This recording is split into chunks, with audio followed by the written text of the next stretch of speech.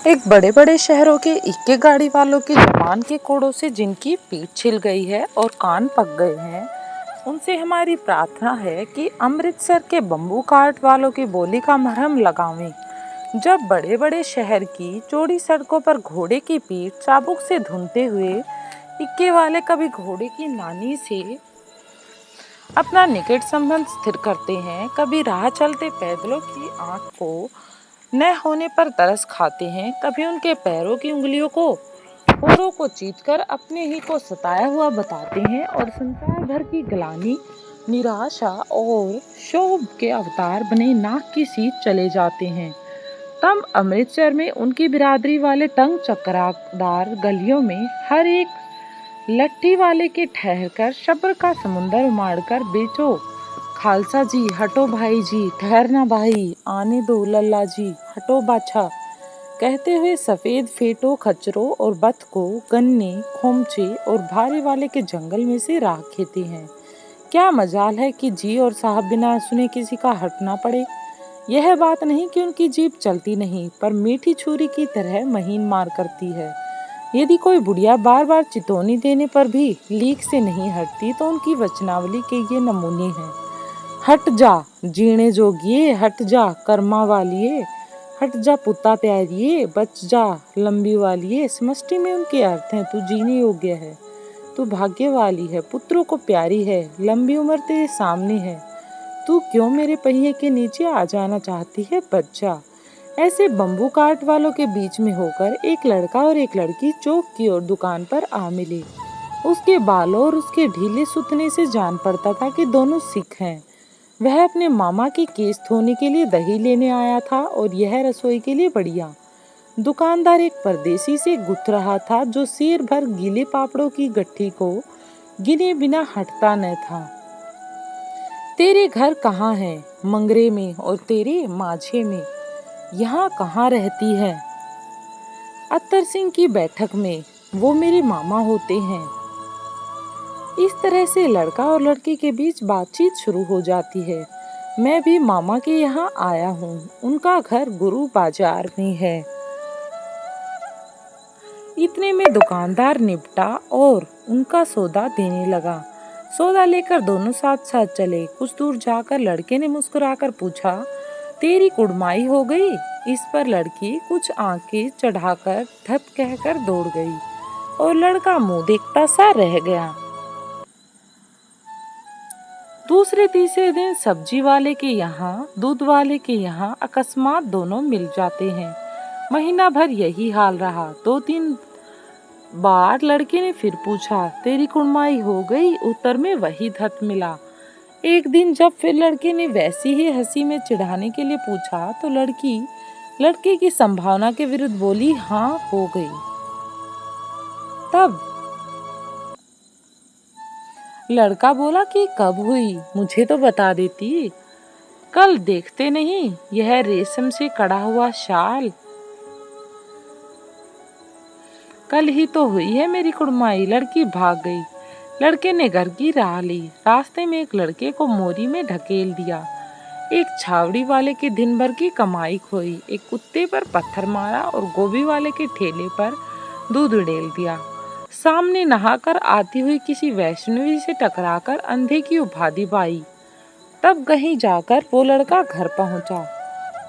उसके बाद शुरू होता है वार्तालाप नंबर 2। राम राम, यह भी कोई लड़ाई है? दिन रात खंदकों में बैठे हड्डियां आकड़ गई हैं। लुधियाना से 10 गुना जुड़ा और मैह और बर्फ ऊपर से पिंडलियों तक कीचड़ में धसे हुए हैं। जमीन कहीं दिखती नहीं। घंटे 2 घंटे में कान के पर्दे फटने वाले धमाके के साथ सारी खदक मिल जाती है और 100 गज धरती उछल जाती है। इस गैबी गोले से बचें तो कोई लड़े। नगरकोट का जलजल सुना था। यहाँ दिन में 25 जलजले होते हैं। जो कहीं खंदक से बाहर साफा या कोहनी निकल गई है तो चटाक से गोली लगती है। न मालूम बेईमान मिट्टी में लेटे हुए हैं या घास की पत्तियों में छिपे रहते हैं। लहना सिंह और 3 दिन हैं। 4 तो खंदक में बिता ही दिए। परसों रिलीफ आ जाएगी और फिर 7 दिन की छुट्टी। अपने हाथों झटका करेंगे और फिर पेट भर खाकर सो जाएंगे। उस फिरंगी मेम के बाग में मखमल का सा हरा घास है, फूल और दूध की वर्षा कर देती है। लाख कहते हैं दाम नहीं लेती, कहती है तुम राजा हो, मेरे मुल्क को बचाने आए हो, मैं तुमसे पैसे कैसे लूंगी। 4 दिन तक एक परख नहीं झेपी, बिना फेरे घोड़ा बिगड़ता है और बिना लड़े सिपाही। मुझे तो संगीन चढ़ाकर मार्च का हुक्म मिल जाए, फिर 7 जर्मनों को अकेला मारकर न लौटूं तो कहना। मुझे दरबार साहब की देहली पर मत्था टेकना नसीब न हो, बाजी कहीं की। कलों के घोड़े संगीन देखते ही मुंह फाड़ देते हैं और पैर पकड़ने लगते हैं। यूं अंधेरे में 30-30 मन का गोला फेंकते हैं। उस दिन धावा किया था, 4 मील तक एक जर्मन नहीं छोड़ा था। पीछे जनरल ने हट जाने का कमान दिया कि नहीं तो वो गोला दाग देगा, नहीं तो सीधे बर्लिन पहुंच जाते। क्यों? सूबेदार हजारा सिंह ने मुस्कुराकर कहा, लड़ाई के मामले जमादार या नायब के चलाए नहीं जलते, बड़े अफसर दूर की सोचते हैं। 300 मील का सामना है, एक तरफ बढ़ गए तो क्या होगा। सूबेदार जी सच है, लहना सिंह बोले, पर करे क्या, हड्डियों हड्डियों में तो जाड़ा धस गया है।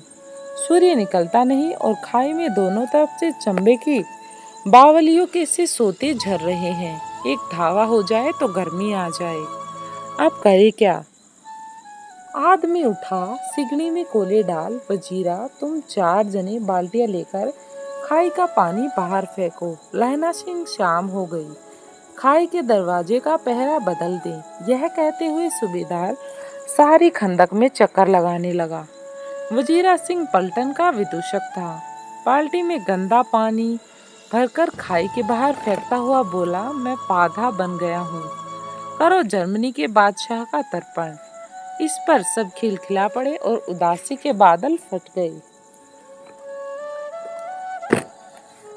लहना सिंह ने दूसरी बाल्टी भरकर उसके हाथ में देकर कहा, अपनी बाड़ी के खरबूजों में पानी दो, ऐसा खाद का पानी पंजाब भर में नहीं मिलेगा।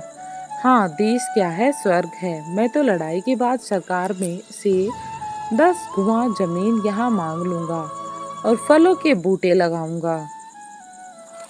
लाड़ी होरा को भी यहीं बुला लेंगे, या वहीं दूध पिलाने वाली फिरंगी मैम।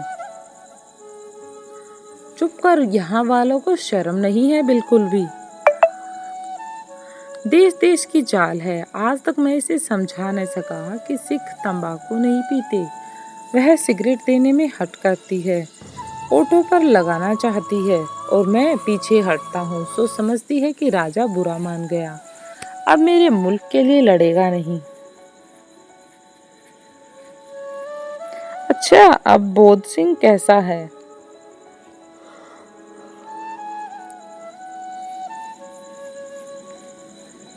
अच्छा है, जैसे मैं जानता ही न हूँ। रात भर तुम अपने कंबल उसे उड़ाते हो और आप सिकड़ी के सहारे गुजारा करते हो। उसके पहरे पर आप पहरा देते आते हो, अपने सूखे लकड़ी के तख्तों पर उसे सुलाते हो। आप कीचड़ में पड़े रहते हो और कहीं तुम न मांदे पड़ जाना। जाड़ा क्या है, मौत है, और निमोनिया से मरने वालों के मुरब्बे नहीं मिला करते। मेरा डर मत करो, मैं तो बुलैल की खंड के किनारे मरूंगा। भाई कीर्तन सिंह की गोदी पर मेरा सिर होगा और मेरे हाथ को लगाए हुए आंगन के आम के पेड़ की छाया होगी। इस तरह से मेरा दिन कटेगा। वजीर सिंह ने त्योरी चढ़ाकर कहा, क्यों मरने मारने की बात लगाई है? मरे जर्मनी और तुर्क, हम क्यों मरे? हाँ भाइयों, कुछ गाओ, कुछ इस बारे में विचार करो। दिल्ली शहर ते पिसोर नू जांदी कर कर लेना लोगा दा व्यापार माड़िए, कर लेना नाड़े दा सौदा आड़िए, लाना चटकाए कंदुआ नू,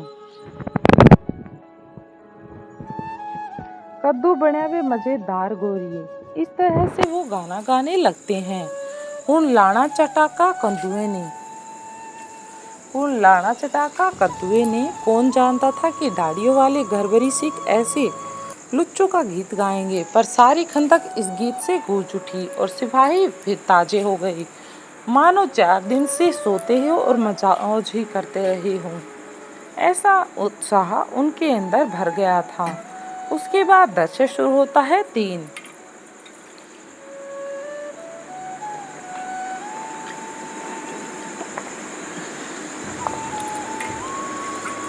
दोपहर रात गई, अंधेरा है, सन्नाटा छाया हुआ है। बोधा सिंह खाली बिस्कुटों के 3 टिनों पर अपने दोनों कंबल बिछाकर और लहना सिंह के 2 कंबल एक बरान को तोड़कर सो रहे हैं।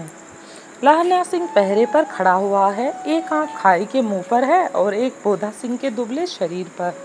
बोधा सिंह कराया, क्यों बोधा भाई, क्या है? पानी पिला दो। कुछ नहीं हो रहा तो। लहना सिंह ने कटोरा उसके मुंह से लगाकर पूछा, कहो कैसे हो? पानी पीकर बोधा बोला, कंपनी छूट रही है, रोम रोम में तार टूट रहे हैं, दांत बज रहे हैं। अब करें भी तो क्या करें ऐसी ठंड में? अच्छा मेरी जर्सी पहन लो, लहना सिंह ने उसे बताया। और तुम क्या करोगे अगर मैं तुम्हारी जर्सी पहन लूंगा तो? मेरे पास सिगड़ी है और मुझे गर्मी लगती है, पसीना आ रहा है, इसलिए तुम मेरी स्वेटर पहन लो।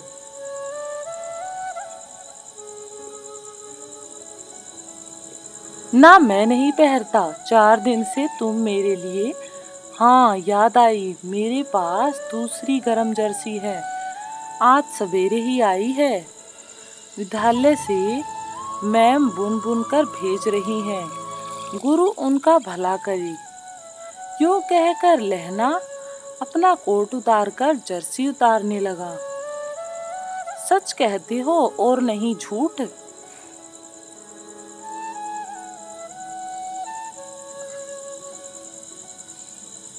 यूं कहकर नहीं करते। बोधा को उसने जबरदस्ती जर्सी पहना दी और आप खाकी कोट और जीन का कुर्ता भर पहनकर पहरे पर आ खड़ा हुआ। मैम की जर्सी की कथा केवल कथा ही थी। आधा घंटा बीत गया, इतने में खाई के मुंह से आवाज आई, सूबेदार हजार सिंह। कौन लपटन साहब? हुक्म हुजूर, कहकर सूबेदार तनकर फौजी सलाम करके सामने हुआ। देखो इसी दम धावा करना होगा। मील भर की दूरी पर पूरब के कोने से एक जर्मन खाई है, उसमें 50 ज्यादा खेत काटकर रास्ता है, 3-4 घुमाव हैं, जहाँ मोड़ है वहाँ 15 जवान खड़े कराया हूँ। तुम यहाँ 10 आदमी छोड़कर सबको साथ ले जा, उनसे जा मिल। खंदक छीनकर वहीं जब तक दूसरा हुक्म न मिले डटे रहो, हम यहाँ रहेंगे।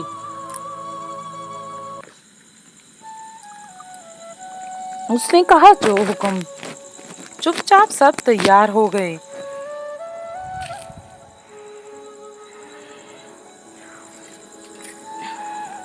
सब कंबल उतारकर चलने लगे। तब लहना सिंह ने उसे रोका। लहना सिंह आगे हुआ तो बोधा के बाप सूबेदार ने उंगली से बोधा की ओर इशारा किया। लहना सिंह समझकर चुप हो गया। पीछे 10 आदमी कौन रहे, इस पर बड़ी ही हुजूजत हुई। कोई रहना न चाहता था। समझा बुझाकर सूबेदार ने मार्च दिया। लेफ्टिनेंट साहब लहना को सिगड़ी के पास मुंह फेर कर खड़े हो गए और जब से सिगरेट निकालकर सुलगाने लगे। 10 मिनट बाद उन्होंने लहना की ओर हाथ बढ़ाकर कहा, लो तुम भी पी लो। आंख मारते मारते लहना सिंह सब समझ गया। मुंह का भाव छिपाकर बोला, लाओ साहब। हाथ आगे करते ही उसने सिगड़ी के उजाले में साहब का मुंह देखा, बाल देखे, तब उसका माथा ठनका। लेफ्टिनेंट साहब के पुटियों वाले बाल एक ही दिन में कहाँ उड़ गए और उनकी जगह कैदियों से कटे बाल कहाँ से आ गए? शायद साहब शराब पिए हुए हैं और उन्हें बाल कटवाने का मौका मिल गया है। लहना सिंह ने जांचना चाहा। लेफ्टिनेंट साहब 5 वर्ष से उसके रेजिमेंट में थे। क्यों साहब, हम लोग हिंदुस्तान कब जाएंगे? लड़ाई खत्म होने पर। क्यों, क्या यह देश पसंद नहीं तुम्हें? नहीं साहब, शिकार के वे मजे यहाँ कहाँ। याद है पार साल नकली लड़ाई के पीछे हम आप जगाधरी जिले में शिकार करने गए थे। हाँ हाँ वही, जब आप खेतों पर सवार थे और आप खानसुमा अब्दुल्ला रास्ते के एक मंदिर में जल चढ़ाने को रह गया था। बेशक पाजी कहीं का। सामने से वह नीलगाय निकली कि ऐसे बड़ी मैंने कभी न देखी थी, और आपकी एक गोली कंधे में लगी थी और आपके पुट्ठे में निकली थी। ऐसे अफसर के साथ शिकार खेलने में क्या मजा है। क्यों साहब, शिमले से तैयार होकर उस नीलगाय का सिर आ गया था। आपने कहा था कि रेजिमेंट की मैस में लगाएंगे। हाँ, पर मैंने वह विलायत भेज दिया। ऐसे बड़े बड़े सींग 2 फुट के तो होंगे ही। हाँ, लहना सिंह 2 फुट 4 इंच के थे। तुमने सिगरेट नहीं पिया? पीता हूँ साहब, दिया सलाई ले आता हूँ, कहकर लहना सिंह खंदक में घुसा। अब उसे संदेह नहीं रहा था। उसने झटपट निश्चय कर लिया कि क्या करना चाहिए। अंधेरे में किसी सोने वाले से वह टकराया। टकराते हुए उसे अलग अलग तरह के विचार आए। तब उसने पूछा, कौन? वजीरा सिंह। हाँ, क्यों लहना, क्या कयामत आ गई? जरा तो आंख लगने दी होती। तब उसने कहा, दर्शन नंबर 4 यहाँ से शुरू होता है।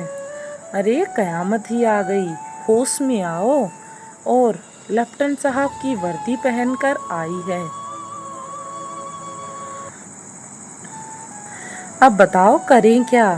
क्या क्या बोल रही हो तुम? तब उसने बताया, लेफ्टिनेंट साहब या तो मारे गए हैं या कैद हो गए हैं। उनकी वर्दी पहनकर यह कोई जर्मन आया है। सूबेदार ने उसका मुंह नहीं देखा, मैंने देखा और बातें की हैं। सोहरा सिर्फ साफ उर्दू बोलता है, पर किताबी उर्दू, और मुझे पीने को सिगरेट दिया है। तो अब हम सब क्या करेंगे? कुछ सूझा है तुम्हें? अब मारे गए, धोखा है। सूबेदार कीचड़ में चक्कर काटते फिरेंगे और यहाँ खाई पर धावा होगा। उठो, एक काम करो, पलटन के पैरों के निशान देखते देखते दौड़ जाओ। अभी बहुत दूर न गए होंगे। सूबेदार से कहो एकदम लौट आए। खंदक की बात झूठ है। चले जाओ, खंदक के पीछे से निकल जाओ। पता तक न खड़के, देर मत करो, जल्दी से उन सबको इस बारे में आगाह करो। हुक्म तो यह है कि यही ऐसे तैसे हुक्म की, मेरा हुक्म। जमादार लहना सिंह, जो इस वक्त यहाँ सबसे बड़ा अफसर है, उसका हुक्म है। मैं लेफ्टिनेंट साहब की खबर लेता हूँ। पर यहाँ तो तुम 8 ही हो। 8 नहीं, 10 लाख। एक एक अकालिया सिख 1.25 लाख के बराबर होता है। चले जाओ, जल्दी करो। जल्दी से वहां पहुंचकर उन्हें इस बारे में बताओ। लौटकर खाई के मुहाने पर लहना सिंह दीवार से चिपक गया। उसने देखा कि लेफ्टिनेंट साहब ने जेल से बेल के बराबर 3 गोले निकाले। तीनों को जगह जगह खंदक की दीवारों में घुसेड़ दिया और तीनों में एक तार सा बांध दिया। तार के आगे सूत की एक गुत्थी थी, जिसे सिकड़ी के पास रखा। बाहर की तरफ जाकर एक दिया सलाई जलाकर गुत्थी पर रखने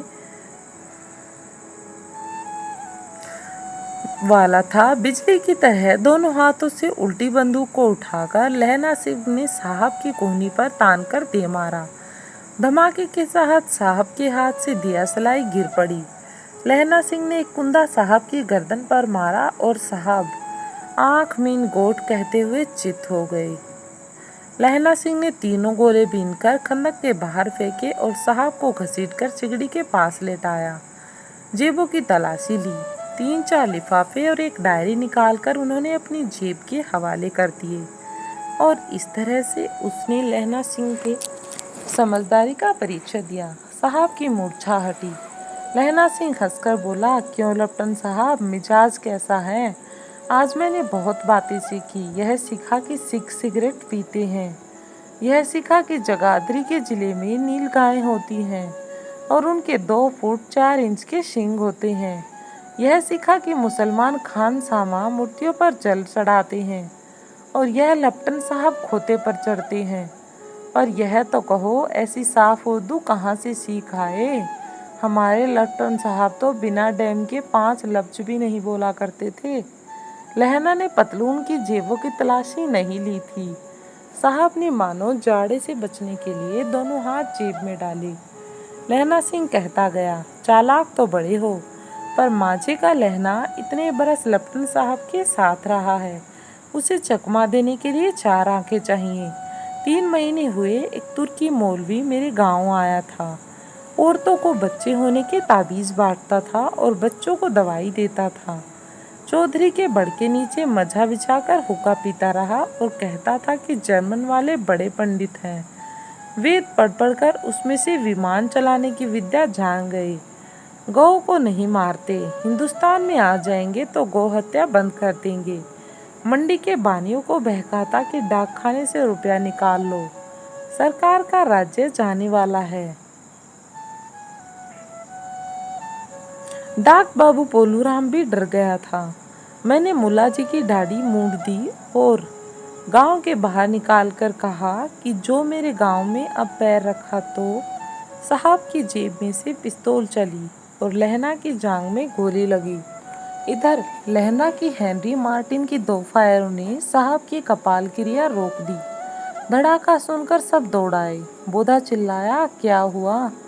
आखिर क्या बात है? लहना सिंह ने उसे यह कहकर सुला दिया कि एक हड़का हुआ कुत्ता आया था, मार दिया और औरों से सब हाल कह दिया। सब बंदूकें लेकर तैयार हो गए। लहना ने साफा फाड़कर घाव के दोनों तरफ पट्टियां बांधकर कस दी। घाव मांस में ही था।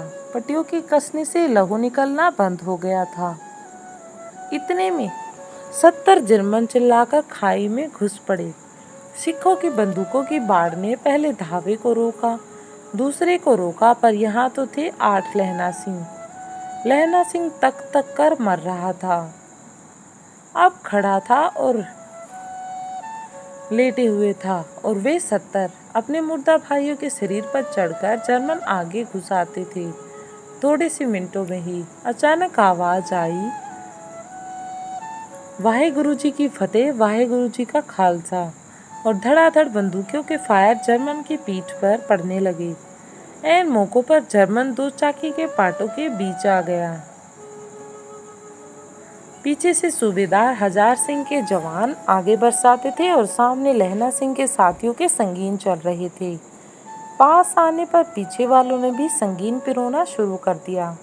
एक किलकारी और अकाल सिखों की फौज। वाहेगुरु जी की फतेह, वाहेगुरु जी का खालसा, सत श्री अकाल मूरख। और लड़ाई खत्म हो गई। तिरछेर जर्मन या तो खेत रहे थे या करहा रहे थे। सिखों में 15 के प्राण निकल गए। सूबेदार के दाहिने कंधे में से गोली, पसली में से एक गोली लगी थी। उसने घाव को खंदक की गीली मिट्टी से भर लिया और बाकी का साफा कसकर कमरबंद की तरफ लपेट दिया।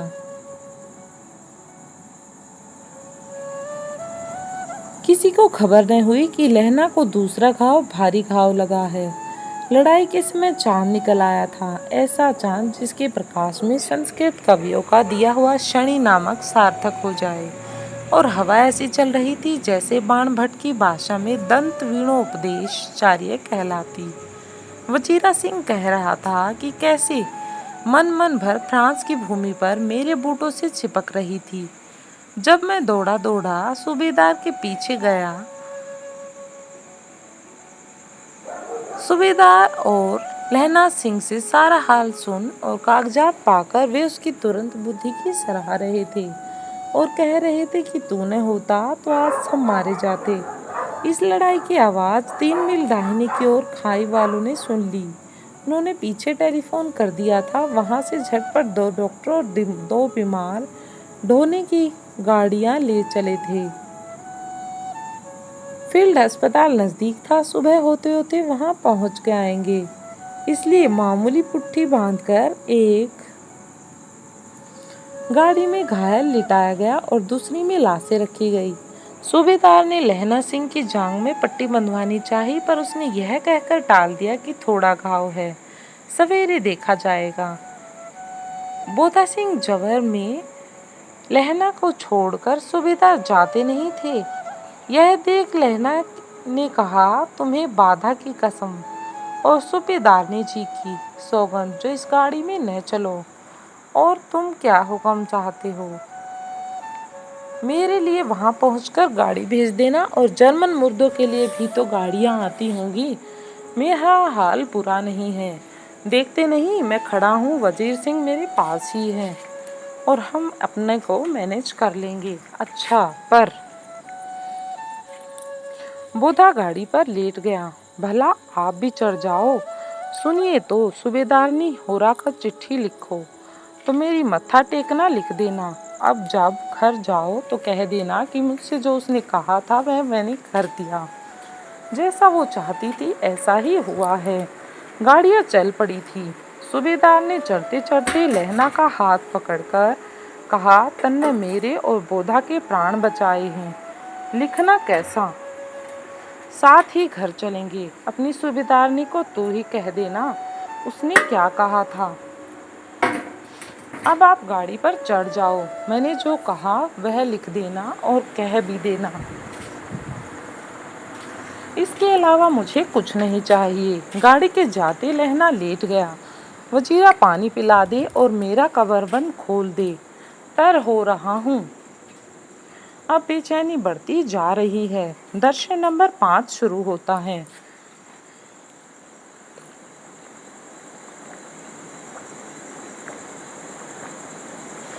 मृत्यु के कुछ समय पहले स्मृति बहुत साफ हो जाती है। जन्म भर की घटनाएं एक एक करके सामने आती हैं। सारे दृश्यों के रंग साफ होते हैं। समय की धुन बिल्कुल उन पर से हट जाती है। लहना सिंह 12 वर्ष का है और अमृतसर में मामा के यहाँ आया हुआ है। दही वाले के यहाँ, सब्जी वाले के यहाँ, हर कहीं उसे एक 8 वर्ष की लड़की मिल जाती। जब वह पूछता तेरी कुड़माई हो गई, तब वह धत कहकर भाग जाती।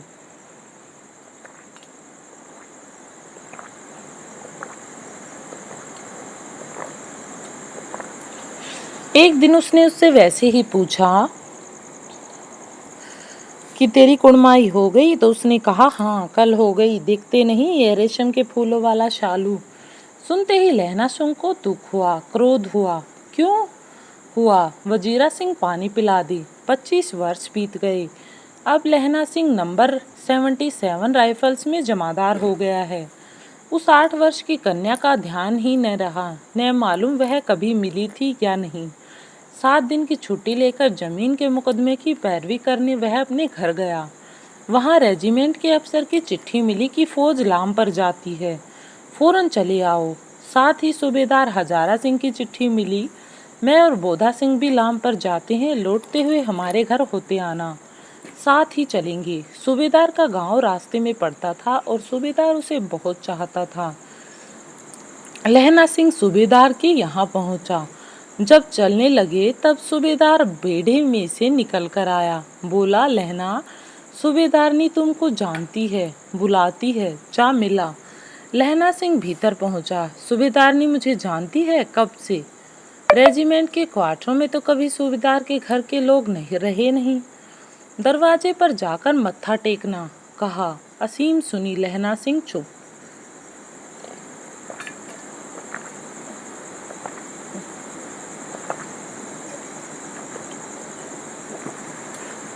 मुझे पहचाना?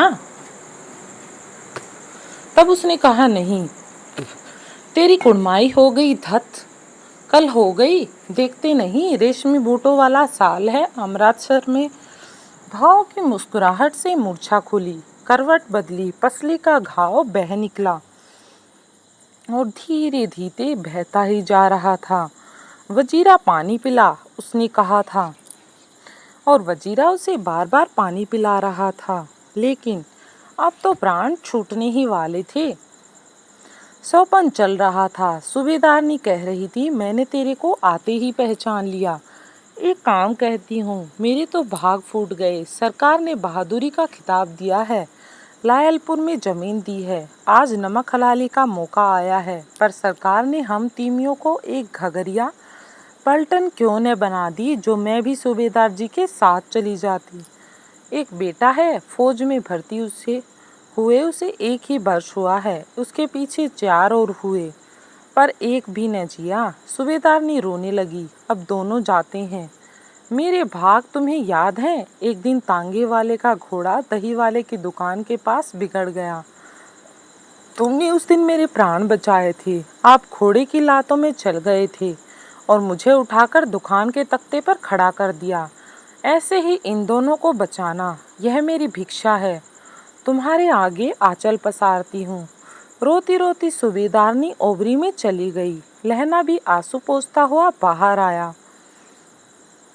उसे याद था कि उसे सूबेदार और उनके बच्चे की जान बचानी थी। वजीरा सिंह पानी पिला, उसने कहा, और वह फिर से पानी पीने लगा। इस प्रकार से वह अपने आखिरी क्षणों में सब कुछ याद कर रहा था। लहना का सिर अपनी गोद में लिटाए वजीरा सिंह बैठा है। जब मांगता है तब पानी पिला देता है। आधे घंटे तक लहना चुप रहा, फिर बोला, कौन? कीरत सिंह, उसने कहा। वजीरा ने कुछ समझकर कहा, हाँ बोलो। भैया मुझे और ऊंचा कर लें, अपने पट्टे पर मेरा सिर रख लें। वजीरा ने ऐसा ही किया और उसके पट्टे पर अपना सिर रख दिया। हाँ अब ठीक है, पानी पिला दे बस। अब की हाड़ में यह आम खूब फूलेगा। चचा भतीजा दोनों यहीं बैठकर आम खाना। जितना बड़ा तेरा भतीजा है उतना ही यह आम है।